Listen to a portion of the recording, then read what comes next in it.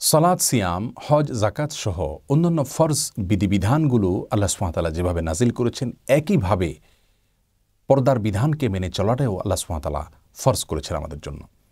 নারী পুরুষ উভয়কে আল্লাহ সুবহানাহু ওয়া তাআলা তাদের দৃষ্টিগুলোকে এবং লজ্জাস্থানকে হেফাজত করার জন্য সুস্পষ্ট নির্দেশ করেছেন কোরআনে কারিমে। সূরায়ে নূরের ৩০ এবং ৩১ নম্বর আয়াতে আল্লাহ সুবহানাহু ওয়া তাআলা ইরশাদ করেছেন, কুল লিল মুমিনিনা ইয়াগুদ্দু মিন আবসারিহিম ওয়া ইয়াহফাযু ফুরুজাহুম, অর্থাৎ হে রাসূল আপনি বলে দিন মুমিন পুরুষদেরকে তারা যেন তাদের দৃষ্টিগুলোকে অবনত রাখেন, হেফাজত রাখেন, তারা যেন অপাত্রে দৃষ্টিপাত না করে, পরনারীর সৌন্দর্য অবলোকনে যেন দৃষ্টিগুলোকে ব্যবহার না করে এবং লজ্জাস্থানকে যেন হেফাজত করে। পরবর্তী আয়াতে আল্লাহ সুবহানাহু ওয়া তাআলা একই নির্দেশ করেছেন নারীদেরকেও। একটা পর্যায়ে আল্লাহ সুবহানাহু ওয়া তাআলা বলেছেন, ওয়ালা ইউবদিনা যিনাতাহুন্না ইল্লা লিবুউলাতিহিন্না ইলা আখিরিল আয়া, অর্থাৎ আর নারীরা যেন তাদের সৌন্দর্যকে স্বামী এবং নিজেদের মাহরাম যাদের সঙ্গে তাদের দেখা দেওয়া জায়েজ আছে তারা ছাড়া অন্য কারোর সামনে নিজেদের সৌন্দর্য যেন তারা প্রকাশ না করে। রাসূল করিম সাল্লাল্লাহু আলাইহি ওয়াসাল্লাম সহিহ মুসলিমের হাদিসে ইরশাদ করেছেন, ফাল আইনানি তাজনিয়ান ওয়া জিনাহুমা আন নাজর, অর্থাৎ মানুষের চোখেও জেনা করে, আর চোখের জেনা হলো চোখ দিয়ে অপাত্রে দৃষ্টিপাত করা, যাকে দেখার অনুমোদন আমাকে দেওয়া হয়নি তার দিকে দৃষ্টিপাত করা, তার সৌন্দর্য অবলোকন করা, এটা হলো চোখের জেনা। অতএব একজন মুসলিমকে সালাত সিয়ামের ব্যাপারে যেরকম গুরুত্ব দিতে হবে, অন্যান্য ফরজ বিধান ক্ষেত্রে যেরকম গুরুত্ব দিতে হবে, পর্দার বিধান ক্ষেত্রেও গুরুত্ব তাকে দিতে হবে। প্রিয় দর্শক, আজ আমাদের সমাজে আমাদের পরিবারগুলোতে কত রকমের ব্যত্যয়, কত রকমের ফ্যাসাদ, কত রকমের সমস্যা দেখতে পাচ্ছি আমরা, যেগুলোর মূলে রয়েছে পর্দার বিধানকে না মানা। আমাদের সমাজে অনেক মুসলিম পুরুষ রয়েছেন যারা বাহিরে পর্দার বিধিবিধানকে মেনে চলার চেষ্টা করেন, কিন্তু বাসার অভ্যন্তরে বা পরিবারের ভেতরে কিছু কিছু সদস্য আছে যাদের সঙ্গে তাঁর পর্দার বিধান মেনে চলতে হবে, তাদের দিকে দৃষ্টিপাত করা জায়েজ নেই, সে বিষয়টি তারা খেয়াল করছেন না। আবার অনেক মা বোনকে দেখা যায় বাহিরে বোরকা পরেন, কিন্তু বাসায় দেখা গেল দেবর, ভাসুর অথবা এমন কিছু লোকদের সঙ্গে তারা দেখা দিচ্ছেন যাদের সঙ্গে দেখা দেওয়া তার জন্য জায়েজ নাই। এজন্য আজ আমরা জানার চেষ্টা করব একজন পুরুষ তাঁর শ্বশুর বাড়িতে কাদের সাথে দেখা দিতে পারবেন আর কাদের সাথে দেখা দিতে পারবেন না, আর একজন মেয়ে মানুষ তিনি তাঁর শ্বশুর বাড়িতে কোন সব পুরুষদের সঙ্গে সাক্ষাৎ করতে পারবেন আর কাদের সঙ্গে তিনি দেখা করতে পারবেন না।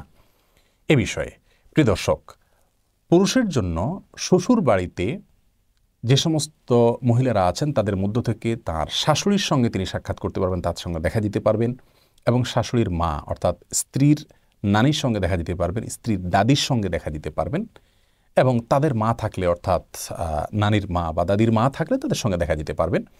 এছাড়া একজন পুরুষের জন্য তার শ্বশুর বাড়ির ছোট কন্যা শিশু বাদে এবং একান্ত অনেক বেশি বয়োবৃদ্ধা হয়ে গেছেন এমন নারী যদি হন যে যার দিকে কুদৃষ্টি দেওয়ার মতো কোনো স্কোপ নেই, এরকম বয়স্কা নারী থাকলে তাদের সঙ্গে দেখা দিতে পারবেন। এছাড়া অন্য কারোর সঙ্গে দেখা দিতে পারবেন না। আমরা আরও সংক্ষেপ করে বলতে পারি, পুরুষের জন্য শ্বশুর বাড়ির শুধু শাশুড়ির সঙ্গে এবং শাশুড়ির মা এবং শ্বশুরের মা তাদের সঙ্গে দেখা দিতে পারবেন, আর কারোর সঙ্গে তিনি দেখা দিতে পারবেন না। আর প্রত্যেকেই তার গায়রে মাহরাম হিসাবেই বিবেচিত হবে। স্ত্রীর ভাবি হতে পারে, স্ত্রীর বোন হতে পারে। বোনের ক্ষেত্রে তো নিষেধাজ্ঞা আরও মারাত্মক, কারণ সহিহ বুখারী মুসলিম একজন বর্ণনা করেছে যে রাসূল করিম সাল্লাল্লাহু আলাইহি ওয়াসাল্লাম বলেছেন, আল-হামু ওয়াল মউত।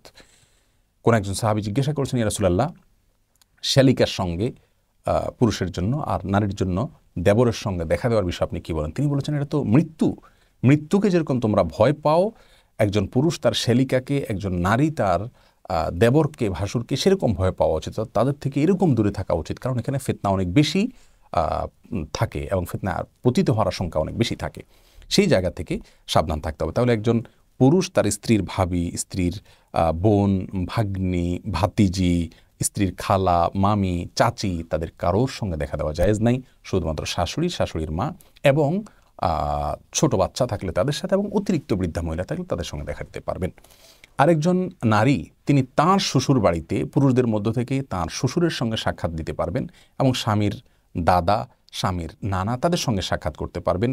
এছাড়া ছোট কোনো ছেলে যদি থাকে, বাচ্চা ছেলে, তাদের সঙ্গে সাক্ষাৎ করতে পারবেন, এবং এর বাইরে অন্য কোনো পুরুষের সাথে, এমনকি স্বামীর ভাই, তার ছোট হোক, দেবর হোক, ভাসুর হোক, তাদের সঙ্গে দেখা দেওয়া জায়েজ নাই, বরং তাদের সঙ্গে দেখা দেওয়াটা আরও জঘন্য অপরাধ, যেটা আমরা একটু হাদিস উল্লেখের মাধ্যমে জানতে পারলাম। অনেকে মনে করেন যে দেবর সে তো ছোট ভাইয়ের মতো। এটা আমাদের নিজেদের মন গড়া কথা। ছোট ভাইয়ের মতো হলে কি হবে? দেবরের সঙ্গে আপনার স্বামী মারা গেলে বিবাহ বন্ধনে আবদ্ধ হওয়া জায়েজ, তাহলে সে ব্যক্তি আপনার গায়রে মাহরাম। আর স্বামীর মৃত্যুর পরে যার সঙ্গে আপনি বিবাহ বন্ধনে আবদ্ধ হতে পারবেন সে ব্যক্তি আপনার গায়ের মাহরাম, তার সঙ্গে আপনাকে পর্দার বিধান মেনে চলতে হবে। না মানার কারণে কত সংসার ভাঙছে, কত সমস্যা তৈরি হচ্ছে। আর কোনো সমস্যা তৈরি না হলেও এটা আল্লাহ সুবহানাহু ওয়া তাআলার নির্দেশনা আমাদেরকে মেনে চলতে হবে।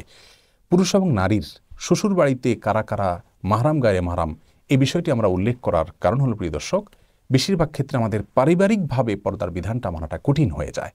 একই পরিবারে যদি থাকতে হয় তাহলে সেক্ষেত্রে নারীরা ভাসুর এবং দেবর সহ অন্য গায়ে মাহরাম আছেন, ভাসুরের ছেলে থাকতে পারে, দেবরের ছেলে থাকতে পারে, যারা বালেগ হয়ে গেছে, যাদের সঙ্গে পর্দার বিধান মেনে চলা উচিত, তাদের সঙ্গে পর্দার বিধান মানার ক্ষেত্রে যৌথ পরিবারে থাকলে যথাসম্ভব ঘুমটা দিয়ে বা নিজের সৌন্দর্যকে ঢেকে ঢুকে চলাফেরা করবেন।